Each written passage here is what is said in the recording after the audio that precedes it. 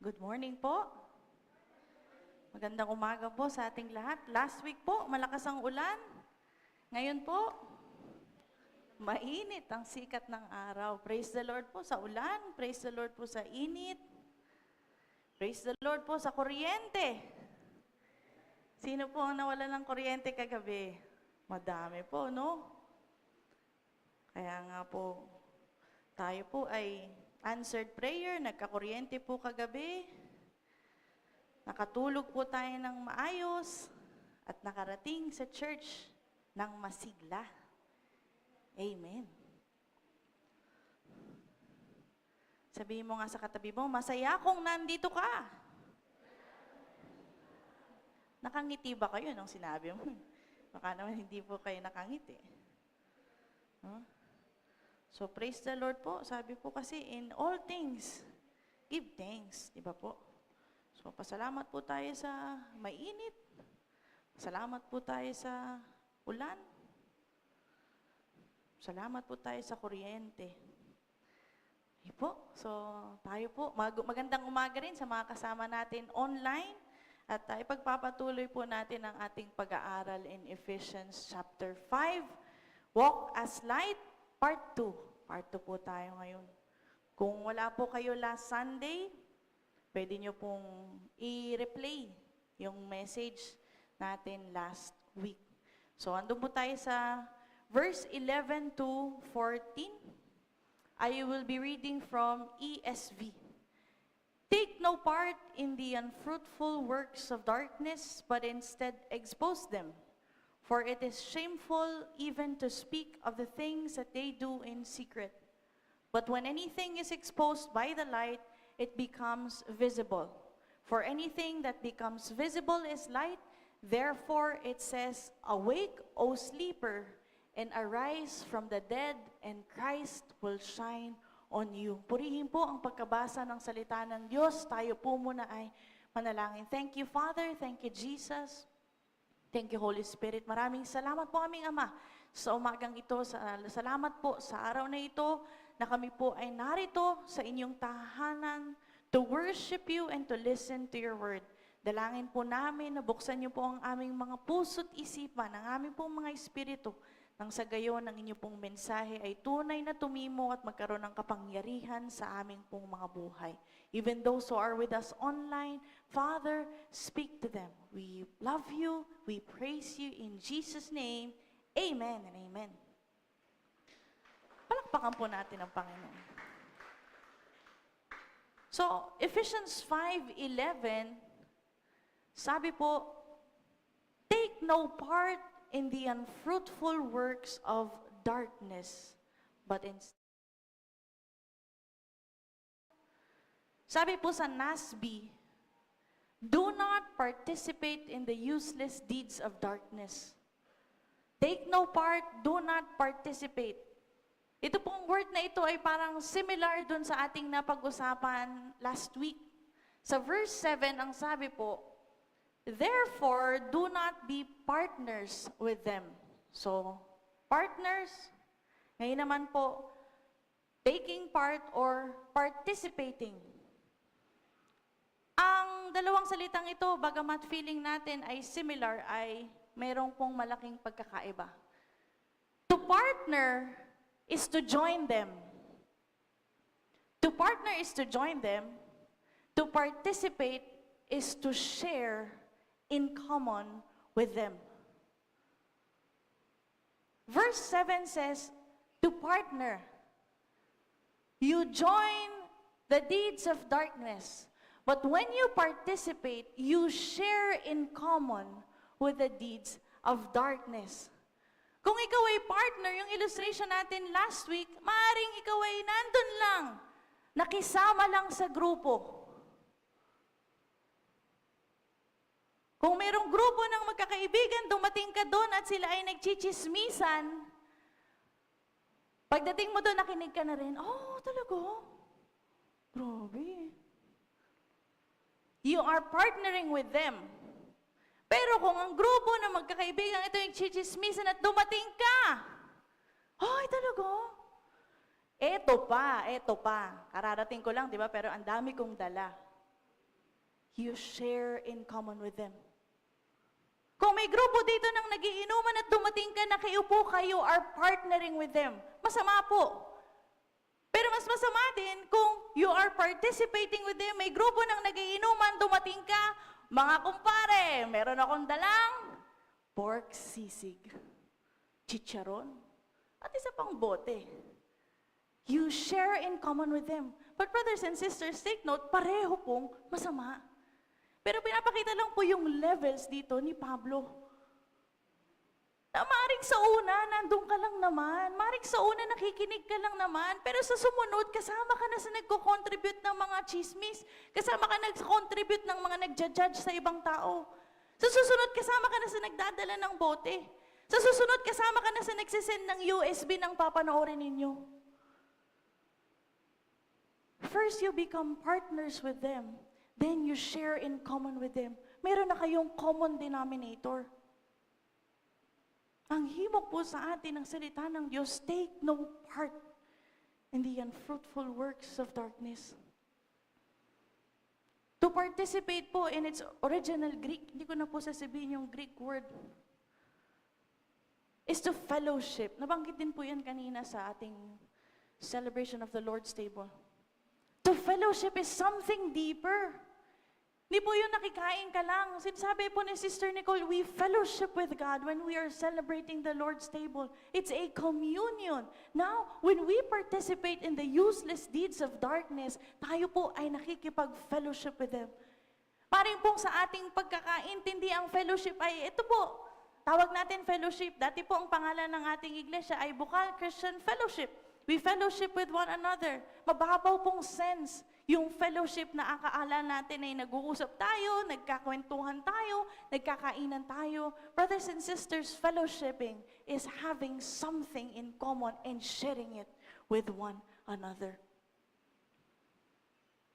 And so when we say that we are fellowshipping with darkness, tayo po ay mayroong common. Ibig sabihin, may darkness din tayo. In Ephesians 5, the word of the Lord tells us, do not participate in it. Take no part in it. 1 John 1, 5-7, this is the message we have heard from him and declare to you, God is light and in him there is no darkness at all. If we claim to have fellowship with him and yet walk in the darkness, we lie and we do not live out the truth. But if we walk in the light as he is in the light, we have fellowship with one another, and the blood of Jesus, his Son, purifies us from all sin. Self-check. Nasaan ang fellowship natin? Who do we fellowship with?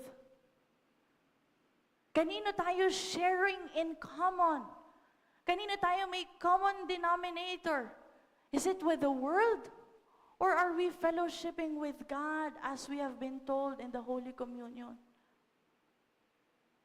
Sabi po, when we fellowship, ito yung nakapagbibigay sa atin ng kasiyahan, kagalakan. Ano pong nag-aaliw sa atin ngayon? Saan po tayo excited gugulin ang ating mga oras? Saan po tayo excited magbabad? Be careful who you fellowship with. Ang nais po ng Diyos, tayo po ay may fellowship sa Kanya. Ang nais din niya ay may fellowship tayo with one another, hindi po sa mundo. But we have been commanded to go into all the world. Mark 16:15, ang sabi po ni Jesus Christ, go into all the world and preach the gospel to all creation. We have been commanded to go into all the world, but we do not need to be partners with the world to preach the word. We do not need to be participating with the world to be preaching the word. We can be in this world, but not of this world. Malaki pong pagkakaiba. Maring nandito po tayo sa mundong ito, pero hindi kinakailangan na maging kaisa tayo ng mundo para tayo makapaghayag ng salita ng Diyos. Tayo po ay nabubuhay dito sa mundo, pero hindi dapat makamundo ang buhay natin. Minsan po kasi napapagbaliktad natin eh. Naiisip natin ang reaching out as becoming one of them. Pero po ako nakitang magandang quote, bagamat ang author ay unknown. He said, "Ships don't sink because of the water around them. Ships sink because of the water that gets in them."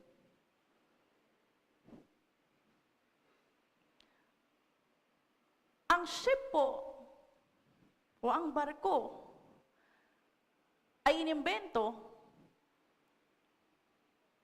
para gumana sa tubig. Sa anyong tubig. Ano-ano po ang mga anyong tubig? Dagat, ilog, batis, sapa.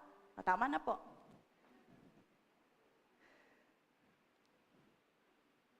Ang barko po ay dinesign para tumakbo sa dagat. Lumulutang siya sa dagat. Hindi ko po alam kung papaano. Hindi po yun ang aking pinag-aralan. Pero design siya para lumutang sa dagat.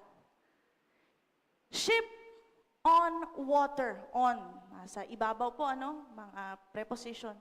Nasa ibabaw ng tubig. Ship on water. But water in the ship is something else.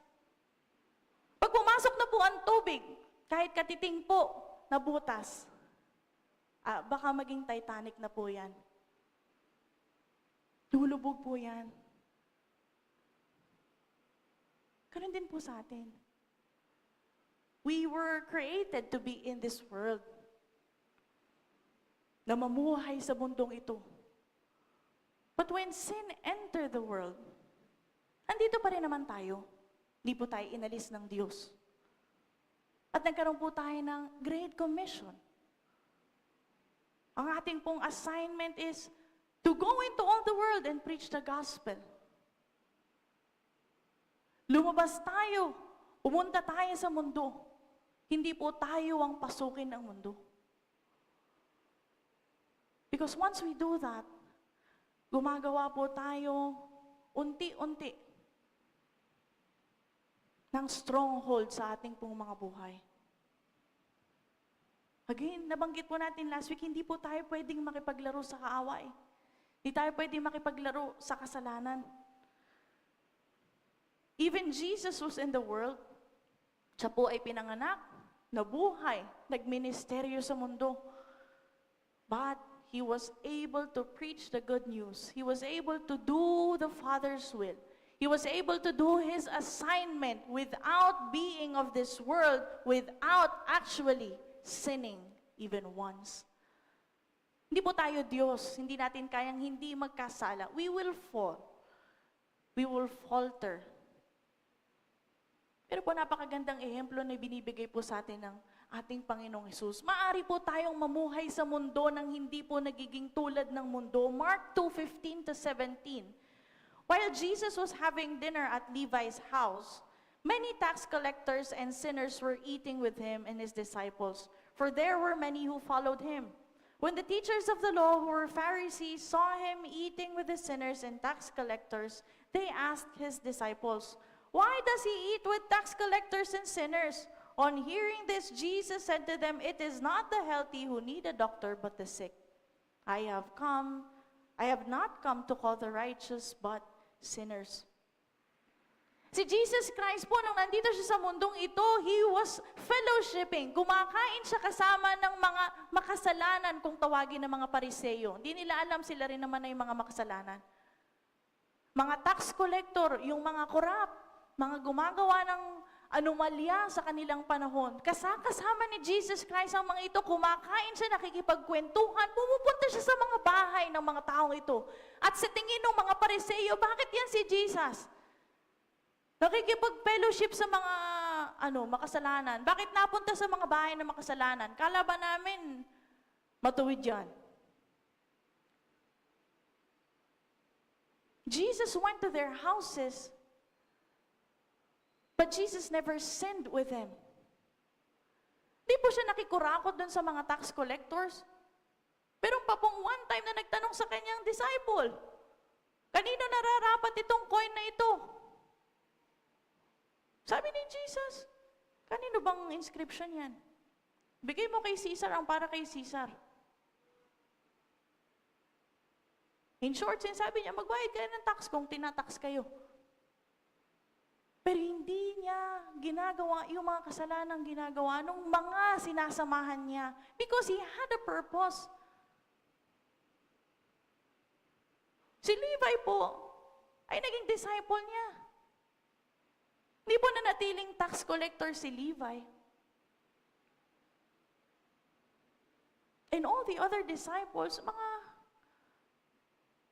mga taong sasabihin, hindi po mga pariseyo na ang tingin nila ay sila yung mga banal. Paano nga naman tayo mag-share sa mundo kung hindi tayo lalabas sa mundo? Kung hindi tayo makikipag-usap, kung hindi tayo makikisalamuha, kung nandito po lang tayo lagi, kung hindi tayo lalabas, paano nila maririnig? We cannot always invite them in. We always have to go out as well. But, yung paalala po in Ephesians 5 ay napakahalaga when we go out. Ang paalala lang po kasi ay huwag tayong maging kaisa nilang muli. Doon ka na nga nanggaling. Pero huwag din naman din po tayong maging mapanghusga. Minsan po kasi yun ang stigma ng mga tao sa mga Kristiyano. Akala nila sila ay hinuhusgahan. Kasi hindi naman po tayo pwede mag-share ng gospel na ang pakikitungo po natin sa ayoko makipag-usap dyan, mga makasalanan yan. Makasalanan ka din naman eh. Niligtas ka lang ng Diyos. Wala, yun yung mga inginom. Wala, yun yung mga LGBT, huwag kayong tumingin. Hindi po ganun. How can you share the gospel if you turn your back on them? Lumapit ka sa kanila at gawin mo ang tama. Sabi po dun sa verse 11 in Ephesians 5, take no part in the unfruitful works of darkness. Ang sabi po, unfruitful works. Kaya ako po kinuha yung ESV. Take no part in the unfruitful works of darkness. Unfruitful, hindi na po natin kailangan pa ng Greek word. Napakadali pong intindihin ng unfruitful. Without fruit, walang bunga. And John 15:5 tells us, hinihimok tayo ng ating Panginoong Jesus to bear fruit. John 15:2, He cuts off every branch in me that bears no fruit, while every branch that bears fruit, He prunes so that it will be even more fruitful.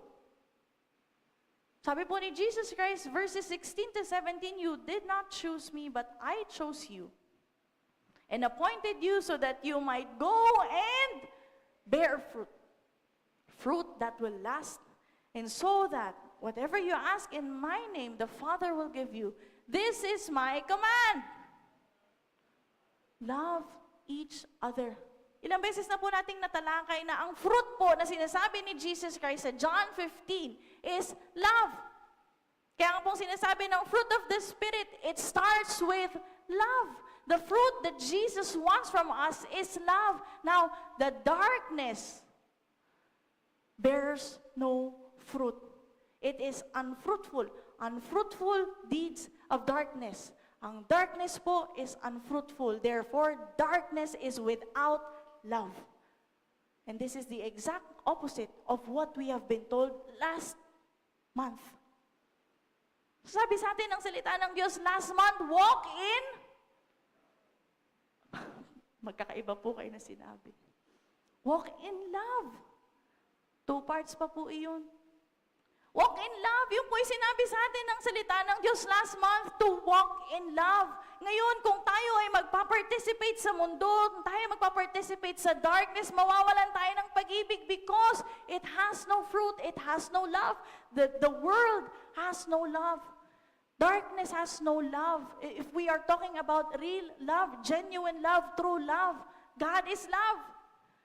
So kung ano man ang sabihin nilang love in their own language, hindi po yun yung love na sinasabi natin because our love in our language is God. The deeds of this dark world has no love. At ito po yung kinakailangan natin when we go out into the world. Love. Ang kailangan natin ay ang binahagi sa atin ni Sister Nicole a few months ago. When we go out into the world, we need CEO. Compassion. Kala ko core. Compassion. We need compassion. Ang Greek word ay splachnizomai. Alala niyo po, di ba yung mahirap? Splachnizomai. We need compassion. Pag tayo lumabas sa mundo and we share the gospel of Christ, we need compassion. Meron ka dapat matinding desire na maranasan, malaman, maintindihan ng mga mahal mo sa buhay, mga kaibigan mo, mga kaklase mo, kapitbahay mo, kasama mo sa bahay, na sila ay iniibig ng Diyos. At yung compassion na yun will push you to do something.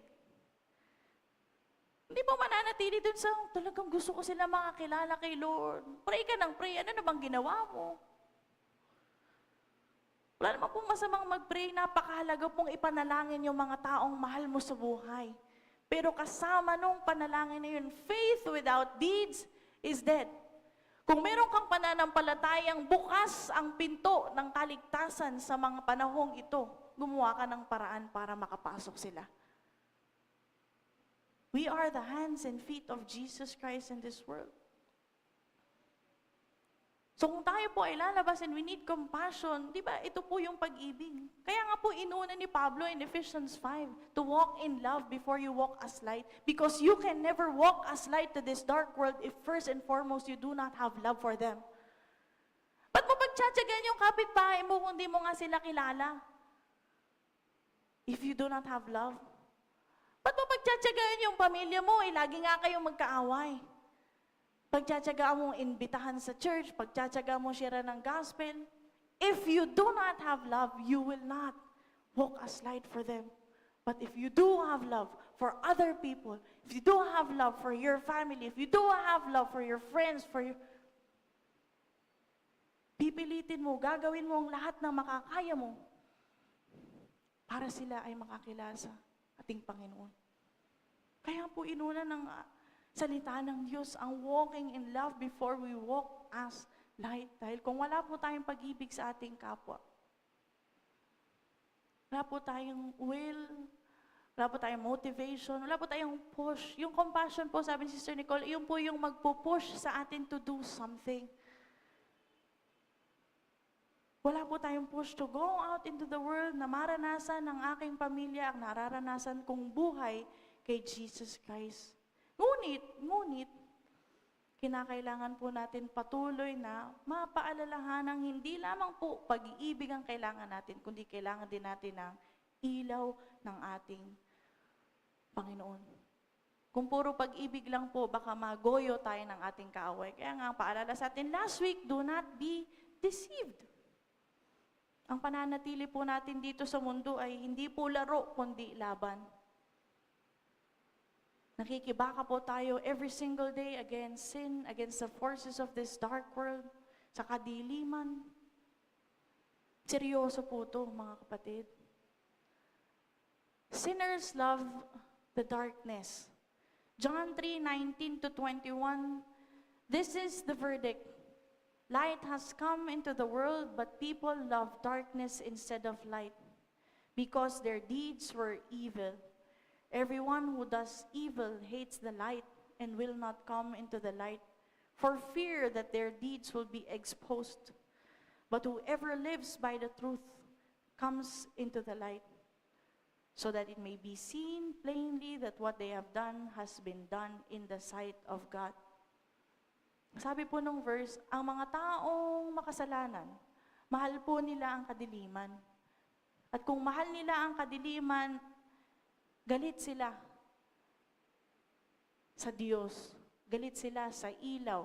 Galit sila sa liwanag. Maganda po sa Tagalog, ganito ang paghatol ng Diyos. Naparito sa sanlibutan ang ilaw, ngunit inibig pa ng mga tao ang dilim kaysa liwanag. sapagkat masasama ang kanilang mga gawa. Kinasusuklaman ng mga gumagawa ng masama ang ilaw. Hindi lumalapit dito upang mahayag ang kanilang mga gawa.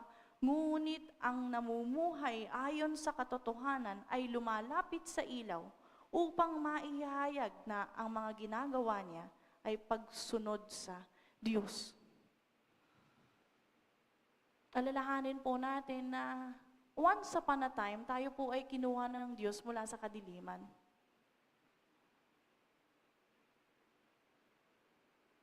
One day, kinatagpo tayo ng ating Panginoon. And He got us out of this dark world. At kung aalalahanin lang po natin yun, yung pag-ibig ng Diyos para sa atin ang magtutulak din sa atin para ibigin ang ating kapwa.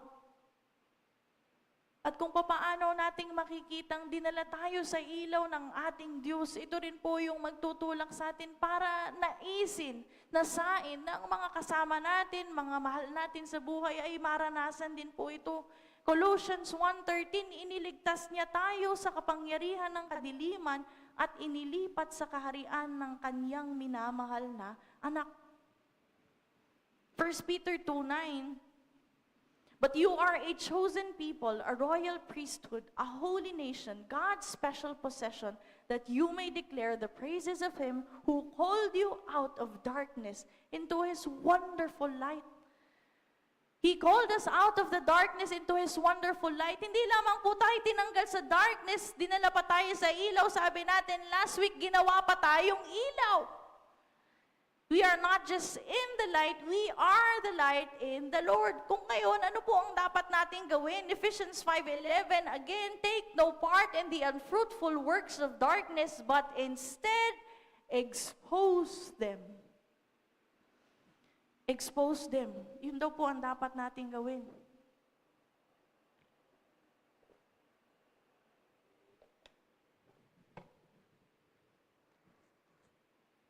To expose. Ano po yung to expose? In Greek, it is elenko. Sabihin po natin, elenko. May NG po. Elenko. Pero yan po ang spelling. Elenko is to expose, to convict, to reprove. Sabi po ng Strongs. Sabi naman po ng Helps, to convince with solid, compelling evidence. To convince with solid, compelling evidence. Hindi lamang po i-expose as in isiwalat. Ayan. Ay, hindi pala. Yung isa po, Ate Mags. To convince with solid, compelling evidence. Iyan po, parang mas mabigat kasi yung pagkakasabi dito. Hindi lamang isiwalat mo kung ano yung kasamaan, kundi kailangan mong patunayan with compelling evidence. Hindi lamang po para sabihing masama yan, kundi patunayan sa kanila na ang kanilang mga ginagawa ay kamuhi-muhi sa Diyos at ito ay kasalanan. You can share the gospel by telling your friend, ay, bad yan. Ano yung bata? Minsan po sa bata, ganun tayo makipag-usap, no? Siyempre, hindi naman po nila maintindihan kung malalim ang mga salita natin. Sa bata, pag gumawa ng, halimbawa, nanguha ng candy ng kaklase niya, ay, that's bad. Pero kung ang kausap mo ay 25 years old na, committing sexual immorality, ay, bad yan. You're not sharing the gospel. Di, at least nasabi ko na bad yun. Bad naman talaga yun. Minsan sa actions natin at sa mga salita natin, maaari nating bigyan ng weight yung bagay. Pag sabi mo, ay, bad yan, parang very, very light. Let us not take sin very lightly.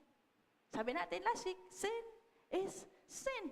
Kailangan mo ng convincing powers with solid and compelling evidence. Anong evidence natin? Our evidence is in the Word of God. Nandito po lahat. Lahat ng sinasabi nating kasalanan ay nandito. Hindi po natin kailangan pang humanap ng ibang libro. The Word of God is enough. Ito po ay salita ng Diyos eh. Sino ba bang kailangan mong magsalita at magsabi at mag-explain kung nandito na nga sa salita ng Diyos? The Word of God is our evidence to tell the people that ito ay mga kasalanan. Ang ating pong soldiers dito ay taon kung mag-training, kung papaanong dapat maintindihan, maisapuso, maintindihan mabuti to the bones kung ano ang salvation, kung ano ang kapatawaran, kung ano ang repentance. And these soldiers train for years kung paano mag-share ng gospel. Hindi po yan lalabas dyan sa mga kapitbahay natin at sasabihin, ay, bad po yan. No.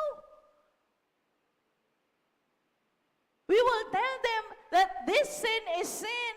Tayo ay makasalanan. Simula pa nung una, tayo pinanganak ng mga kasalanan at ang kabayaran ng kasalanan ay kamatayan at wala pong sino man na lumabot sa kaluwalhatian ng Diyos. Pero sa pag-ibig ng Diyos, sa kanyang dakilang pag-ibig, ipinadala niya ang kanyang bugtong na anak na si Jesus Christ para mamatay para sa iyo at para sa akin sa kabayaran ng ating mga kasalanan. Siya'y nabuhay magmuli at binibigyan tayo ngayon ng kapangyarihan na mamuhay ng tama, wala na sa kasalanan. Yun po ang pag-share ng gospel. You need an evidence. Kaya nga po, when we share the gospel, we don't just share things out of nowhere. We share the word of God. That is your compelling evidence. Kaya nga napakahalaga, tinuturo natin sa ating mga soul, when you share the gospel, you use Bible verses to back it up. Otherwise, salita mo lang yun. Wala pong masama sa pag-share ng ating testimony. Pwede tayo magsimula doon. But we always have to back it up with verses. The scripture is the authority.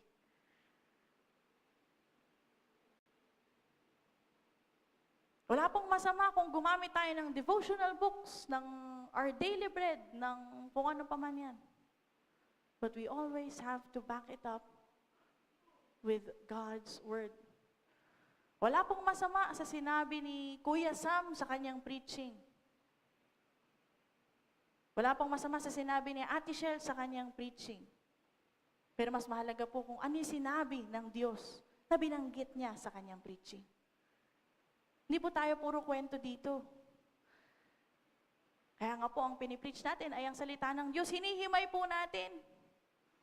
Kung abutin po tayo ng isang oras sa BS, sa isang verse o sa isang salita, gagawin natin para maintindihan natin. Ano bang pinag-aaral natin? Yung salita ng Diyos. Ano pong ginagamit natin para maintindihan ang salita ng Diyos? Ang salita ng Diyos. Letting the Bible interpret itself. Letting the Scripture interpret itself. That is your compelling evidence, brothers and sisters. Kaya, hindi po natin sasabihin sa kapatid natin, sa ating kaibigan, ay, bad ka. That's not sharing the word. Friend, mahal ka ng Diyos at gusto kanyang tulungang makalaya sa kasalanan. Sumashare ko sa'yo. Malaking pagkakaiba po. Hindi kasi seryoso ngayon ang mga sinesharan mo ng gospel kung tayo po ay light lang. We need to expose them. We don't encourage them. We expose them by walking as light in the Lord. Hindi po pwedeng palaro-laro tayo. Hindi po pwedeng pa-sweet-sweet tayo. Hindi po pwedeng pabanjing-banjing tayo. Seryosohin po natin because there is great danger in darkness.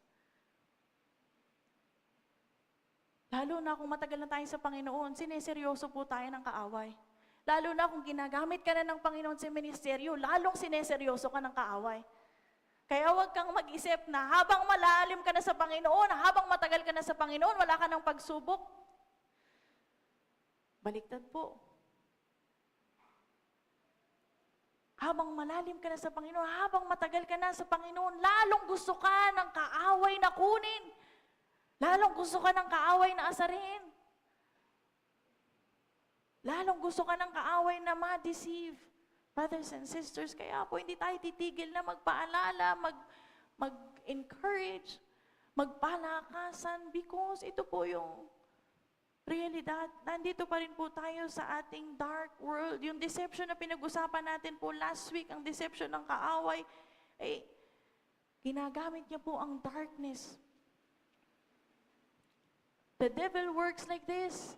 Unti-unti niyang ipaparanas ang kadiliman sa tao hanggang sa masanay ang tao sa kadiliman. Kagabi po, nag-brown out. Sabi ko nga, si Lord talaga, yung illustration ko, paparanas pa sa akin. Pag nag-brown out po, madilim, no? Lalo na pag yung biglang patay po ng ilaw. Pag unang patay ng ilaw, para kang nakapikit talaga eh. Hindi ka makakagalaw. Lalo na kung matatakotin ka, magugulatin ka, baka sumigaw ka na. Sino po mga sumigaw kahapon nung nag-brown out? Pero, habang dumadaan yung mga minuto, parang ano po? Parang nakakakita ka na, no? Habang dumaan ng mga 2 minutes, 3 minutes, makakatayo ka na, hanapin mo na yung flashlight, hindi ka na matatakot. 10 minutes pass, nagutom ka na, kumain ka na, nakakain ka sa dilim. Wala pa ring ilaw, nahugasan mo na yung pinggan. Nakapagwalis ka pa nga. Muntikan ka pang magbunot. Nasanay ka na dun sa dilim. At meron kang feeling na parang lumiliwanag na. Pero hindi. And that is what deception looks like. Ginagawa po ng kaaway na akala natin okay na tayo, that we grope in the darkness, nakakakilos na tayo. Nung una, nagulat tayo ng dilim. Pero unti-unti, pwede naman pala. Makakakilos naman pala eh. Makakakain nga din. Feeling mo, lumiliwanag na. Ganon din po sa ating buong buhay. Don't be deceived by the devil. Tayo po ay tinawag na ilaw at wag po nating hahayaang ang ilaw na ito ay mamatay. Si Lot, kilala niyo po si Lot? Kaano-ano po ni Abraham? Relative po. Pamangkin po, pamangkin. Pamangkin ni Abraham si Lot. Si Lot po ay tumira sa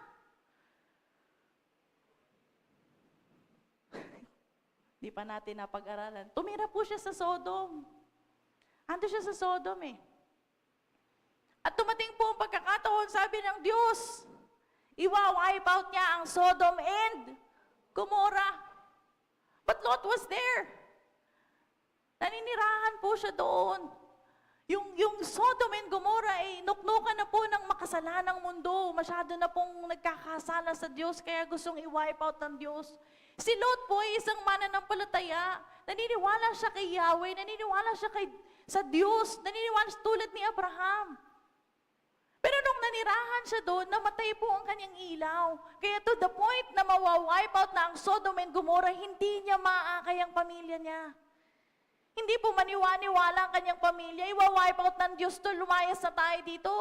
Pinagsasabi nito ni tatay kung ano-anong na, mga hallucination mo na naman yan eh.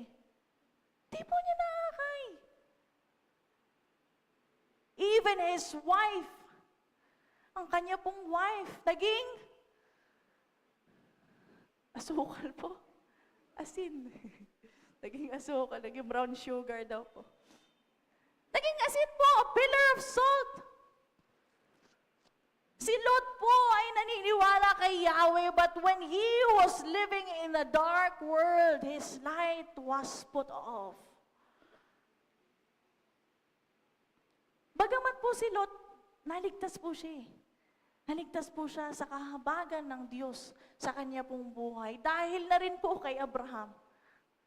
Si Abraham po, he pleaded with the Lord. Nakipag-bargain siya, Lord, baka naman pwedeng wag na.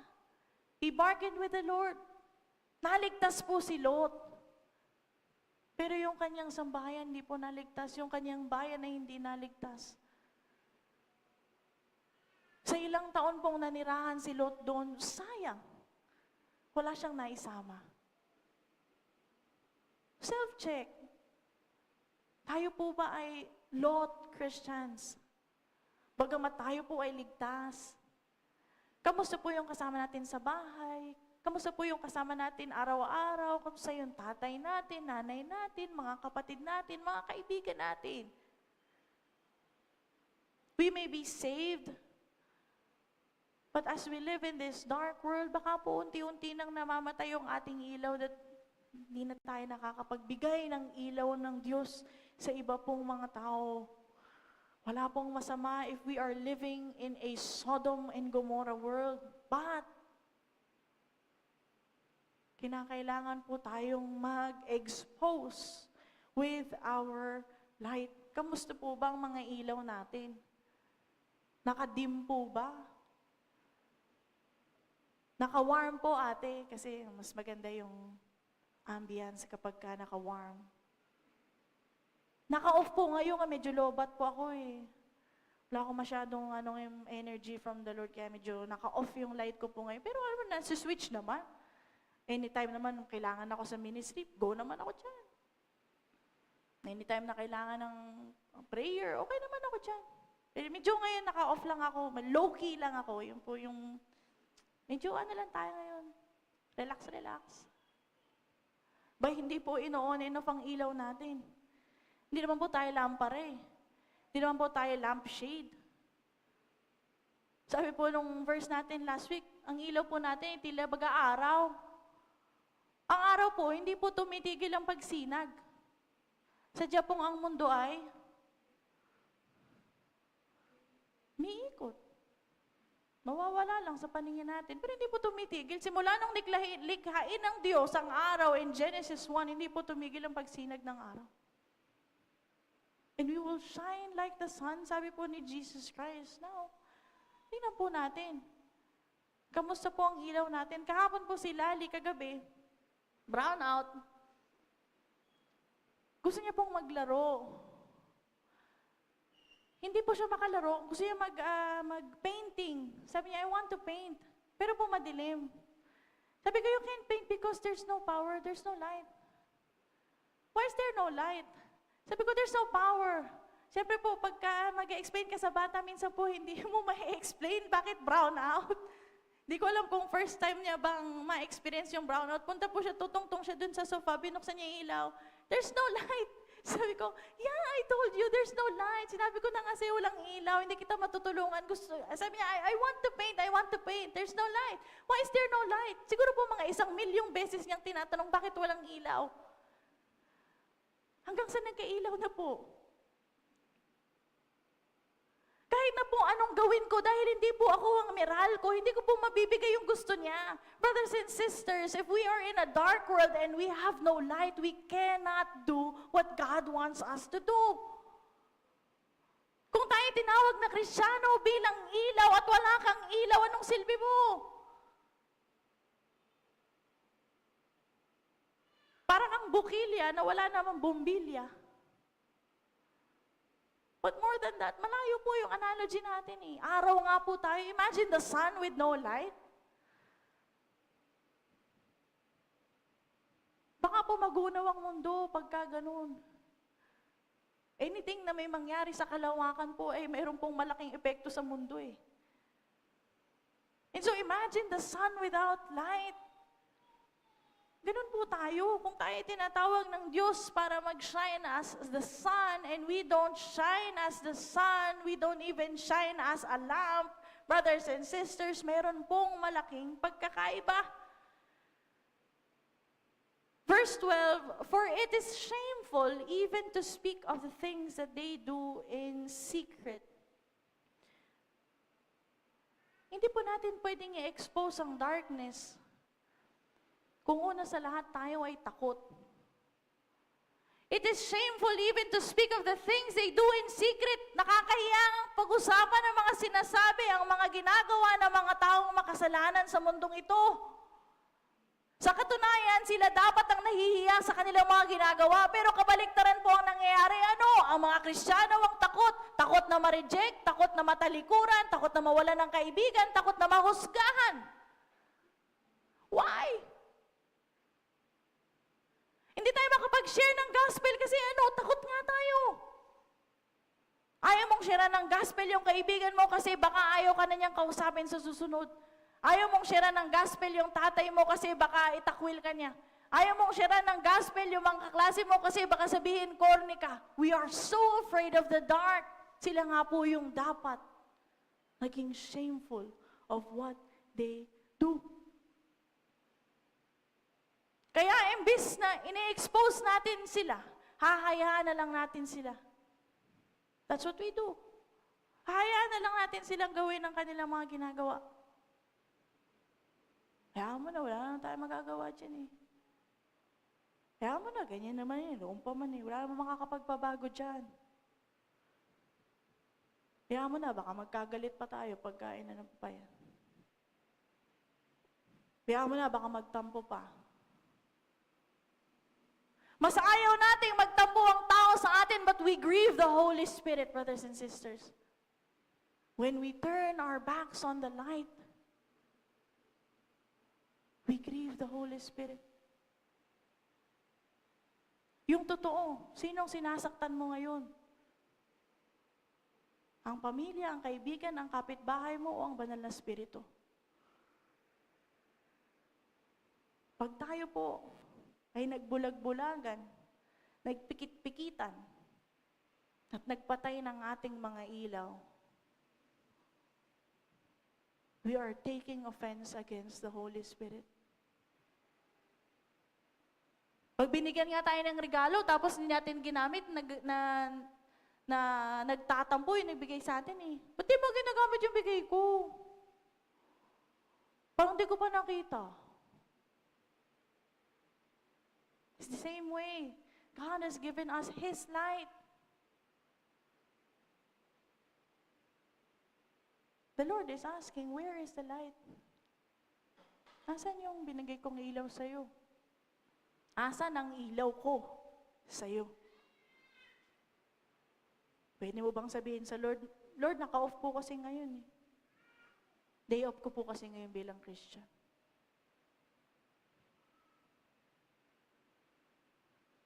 Tingnan po natin.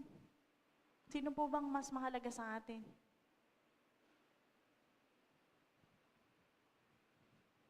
Mga disciples po in the New Testament, hindi po nila pinatay ang kanilang mga ilaw. Instead, pinailaw nila ang mundo sa kanila pong mga katawang sinunog dahil sa kanilang pananampalataya, dahil sa kanilang pagtayo na mahal nila si Jesus Christ, dahil sa kanilang pagtayo na kailangan mong marinig si Jesus Christ. They light up the world with their burning bodies. Wala na po tayong ganitong klaseng persecution ngayon. Ibig bang sabihin, wala na rin tayong mananampalatayang ganitong klase ang pananampalataya sa Panginoon ngayon? Porque ba wala nang ganong klaseng persecution, wala na rin tayong ganong klaseng faith? Porque ba wala nang ganong klaseng persecution, wala na rin tayong ganong klaseng ilaw? Pare-pareho po tayong niligtas ng Diyos. Pare-pareho po tayong binigyan ng ilaw. Pare-pareho tayong inibig ng Diyos. Kung kaya pare-pareho po dapat tayong nagbibigay ng ilaw sa mundong ito. If we said that we are light in the Lord, ang light po natin is not dimmed. Hindi po yan 10 watts lang. Sunlight po yan. Verse 13, but when anything is exposed by the light, it becomes visible. For anything that becomes visible is light. Take note po, ang sabi doon,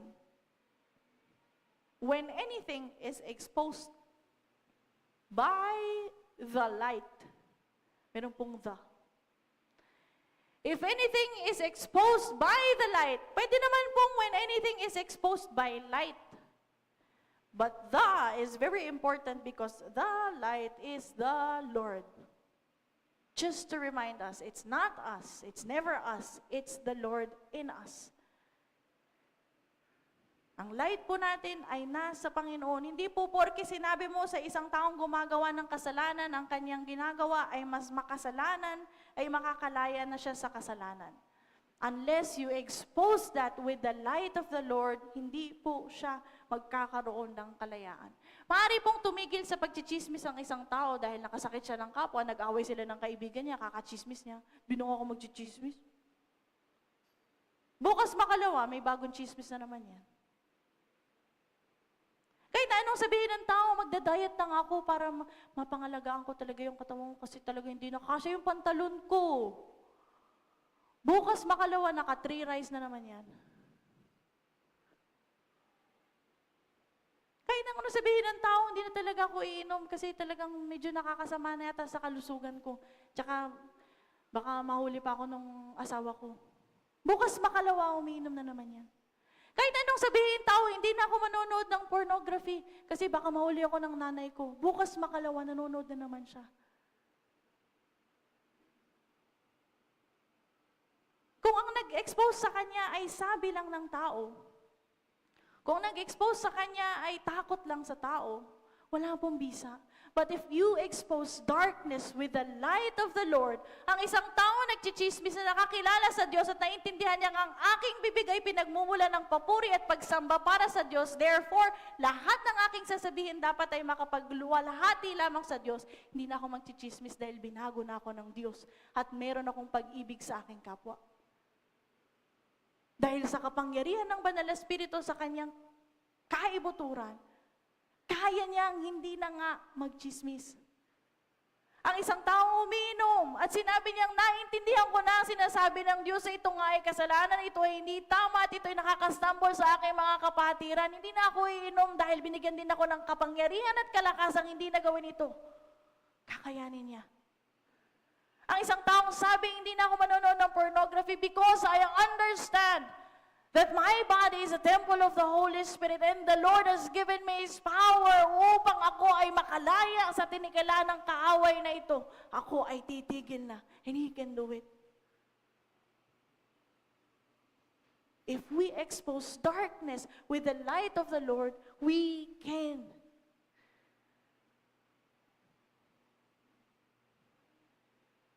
Lahat po ng tao ay meron namang kagustuhang magbago for the better. But that will never be enough. Ang self-will po will never be enough. Ang takot sa kapwa will never be enough. Ang takot sa pulis ay will never be enough. Kaya nga po yung mga kriminal po na palabas, pasok lang sa kulungan. Kahit na po natakot na sila sa kanilang experience in the past, gagawin nila ulit. Why? Dahil wala pong tunay na exposing their deeds in the light of the world, in the light of the Lord. The light of the Lord is what we need. We expose the darkness with the light of the Lord. Brothers and sisters, we are not life coaches. We are children of light. A life coach can encourage, but a light in the Lord can transform.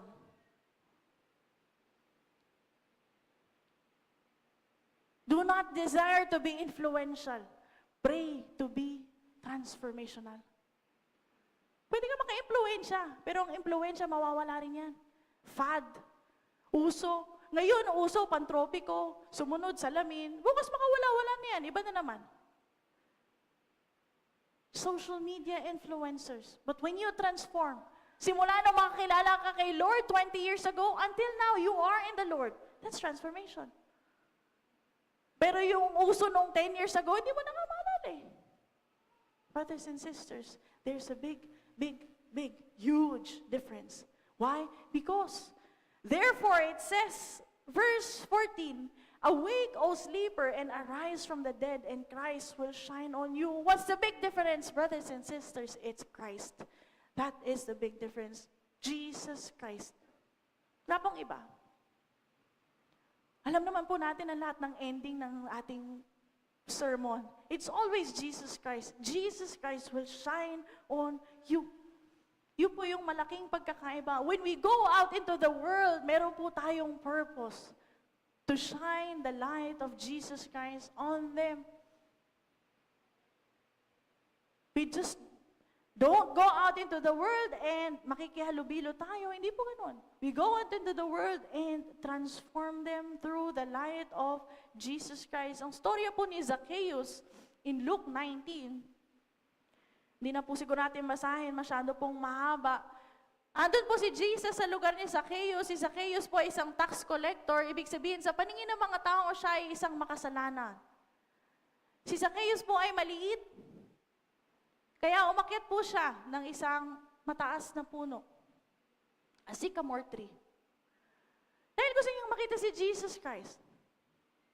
Not knowing, pagdaan ni Jesus Christ dun sa puno, tumingin lang si Jesus Christ, Zacchaeus, bumaba ka dyan, pupunta ako sa bahay mo. Si Zacchaeus, again, is a tax collector. Isa siyang makasalanan sa paningin ng mga tao noon. Pumunta si Jesus Christ sa bahay ni Zacchaeus. At natural, ang mga kaibigan po ni Zacchaeus ay mga makasalanan, mga tax collectors din. At nandun si Jesus Christ, nakikihalubilo sa kanila. Pero po, in verse 8 of Luke 19, basahin po natin, "But Zacchaeus stood up and said to the Lord, 'Look, Lord, here and now I give half of my possessions to the poor, and if I have cheated anybody out of anything, I will pay back 4 times the amount.' Jesus said to him, 'Today salvation has come to this house, because this man too is a son of Abraham. For the Son of Man came to seek and save the lost.'" Brothers and sisters, when Jesus Christ comes into your life, you will change. Si Zacchaeus po ay magnanakaw, siya po ay cheater, siya po ay makasalanan nga. Pero ang sabi niya nung makita niya si Jesus Christ, "Lord, kalahati ng kayamanan ko ibibigay ko sa mga nangangailangan, at yung lahat ng pinagnakawan ko ibabalik ko times 4, Lord." Ngayon at ngayon din. There was a transformation. At ang sabi po ni Jesus Christ, "Today, salvation has come to this house." Sa oras na ito, ikaw ay nagkaroon ng kaligtasan, Zacchaeus. Because Christ has shined upon His light. And that's what happens. Kung tayo po ay tinatawag na lumakad as the light of Jesus Christ, sa lahat ng pupuntahan nating lugar, sa lahat ng taong makakasalamuhan natin, dapat po ganito ang daladala natin. Hindi lamang tayo makipag-usap, makapagkwentuhan sa mundo, kundi meron tayong dalang ilaw na siyang magbibigay ng kaliwanagan sa kanilang buhay. That will transform them. Again, brothers and sisters, it is not us who will transform them. It is Jesus Christ. 1 Thessalonians 5:4-7, "But you, brothers and sisters, are not in darkness, so that this day should surprise you like a thief. You are all children of light and children of the day. We do not belong to the night or to the darkness. So then, let us not be like others who are asleep, but let us be awake and sober. For those who sleep at night, and those who get drunk at night." Kaya nga po sinasabi ng ating pong verse in verse 14, "Awake, O sleeper, and arise from the dead, and Christ will shine on you." Huwag daw po tayong patulog-tulog. Awake, O sleeper, yung mga inaantok sa ating pong buhay, inaantok sa ating spiritual na pangangailangan, inaantok sa mga ministry, inaantok sa pakikipag-usap sa ating Diyos. Ano po ba pagtulog tayo? Sabi ko nga, kagabi pinaranas talaga ni Lord yung mga illustration ko. Kagabi po, pinaglalabanan kong antok. Sabi ko, "Lord, nag-aaral pa ako." Talaga pong laban namin, sobra-sobra po. Tawang-tawa po ako eh. Sabi ko, "Lord, ito yung dalawa kong illustration, ilaw at antok. At itong pinaglalabanan ko." Pagtulog po tayo, wala tayong magagawa. Kapag nakatulog ka ng 3 oras ka na wala ang nagawa. Tapos na yun, hindi mo na mababalikan. Kapag tulog ka, hindi ka rin aware sa mga nangyayari sa iyong paligid. Hindi mo alam, nagkailaw na pala. Hindi mo alam, dumating na pala yung kapatid mo. Hindi po tayo makaka-work sa kingdom if we are asleep. And hindi po tayo madadatnan ng Diyos pagdating niya kung tayo po ay tulog. Let us not sleep spiritually. Ang mga disciples po, sabi ni Lord, maghintay kayo at manalangin, makipagpuyatan kayo sa akin. 3 times, ano pong ginawa ng mga disciples? Tulog. Grabe po pagkakatulog di Kuya Miguel nung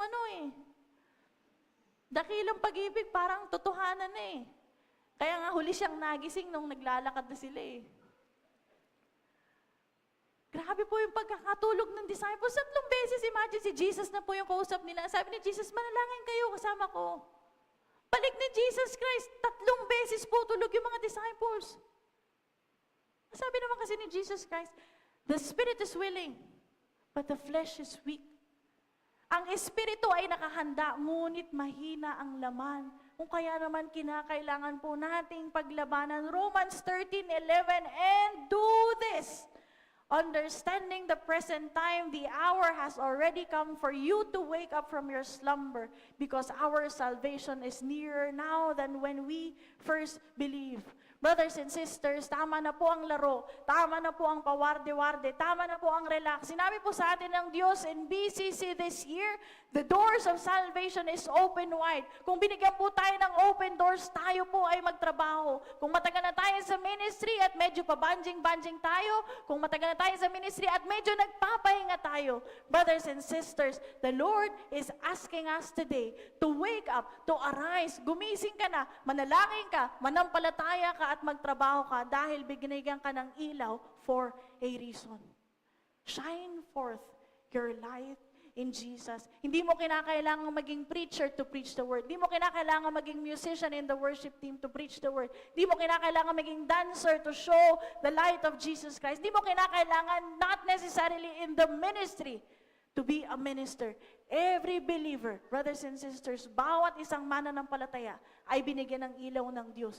Kaya kung nasang Kanya nilagay, gamitin mo ito. Huwag na huwag mong papatayin dahil hindi kailanman namamatay ang ilaw ng araw. Make every waking hour an opportunity to shine for Jesus. Tayo po ay manalangin. Father, we thank you. Maraming salamat po sa inyo pong salita. Salamat po sa inyo pong pagpapaalala. Higit sa lahat, salamat po dahil kami po ay binigyan nyo ng inyong ilaw. Father, we just thank you for reminding us to shine forth your light. We just thank you dahil alam po namin, patuloy niyo po kaming pinapaalalahanan na gumising, kumilos, magtrabaho para po sa inyong kaharian. Alam po namin, hindi po bumabagal ang oras. We know that the time has come. The hour is near. We are in the last days. And oh, Father God, we just pray. Tulungan niyo po kami magkaroon ng puso. Puso na nais sumunod sa inyo. Pusong nais maglingkod sa inyo. Pusong nais na patuloy tanggapin ang inyong pag-ibig nang sa gayon kami po ay patuloy na umibig sa aming kapwa. Higit sa lahat, Father God, we pray. Ang aming pong mga ilaw ay patuloy na magsindi. Nang sa gayon yung mga kasama po namin, mga nakakasalamuhan namin, araw-araw, aming pamilya, aming mga kaibigan, aming mga kapitbayan, even those na hindi po namin kilala, ay mabahaginan po namin ang ilaw at madala po namin sa tunay na ilaw sa inyo. Maraming salamat po. Hayaan niyo po kami po ay lumakas din sa pisikal. Nang sa gayon, ito po ay makatulong sa aming espiritual. Our spirits are ready, Father. But we also pray that our flesh may be submissive to your will. Maraming salamat po, Diyos. And we just thank you. We just thank you for your goodness. We just thank you for your grace na kami po ay gamitin in your kingdom. Whatever it is, wherever you have placed us, O God, sa aming pong mga workplaces, sa aming pong mga pamilya, sa aming community, in this community, in this church, Father, we pray na kami po ay gamitin ninyo. Work in us, Holy Spirit. You are free to move in our lives. Maraming salamat po. And we pray na lahat po ng aming sasabihin, naming gagawin, ay makapagbigay lamang ng kaluwalhatian at kaliwanagan sa inyo pong pangalan. We just thank you. And Father, we pray sa mga tao pong nasa kadiliman ngayon, dalangin po namin ang inyo pong pagbibigay, ng inyong hope, ng inyong pong peace, ng inyong pong ilaw sa kanila pong mga buhay.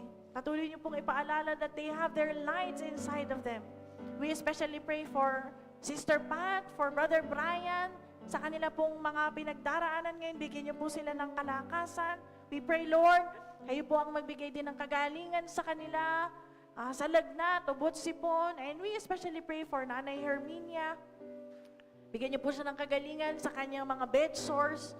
Bigyan niyo rin po ng kagalingan ng kanyang fracture. We pray for Rodelio Castillo, yung kanya pong baga na may tubig. Kayo pong mag-alis nito, kayo pong mag-drain nito. Perform a divine operation in his body right now. Dalangin po namin ang mga pagkakataong ito ay makapagdala sa kanila sa inyo, O Diyos. We pray na si Pat, si Brian ay gamitin ninyo to shine forth your light and their families. Maraming salamat po, O Diyos. At kung sino pa man po makakasama namin online na nangangailangan po ng inyong ilaw sa oras na ito, sila po ay katagpuin nyo. Huhusan ng inyong mayamang pag-ibig. We just thank you, we bless you, we glorify you. In Jesus' name, amen and amen. God is good!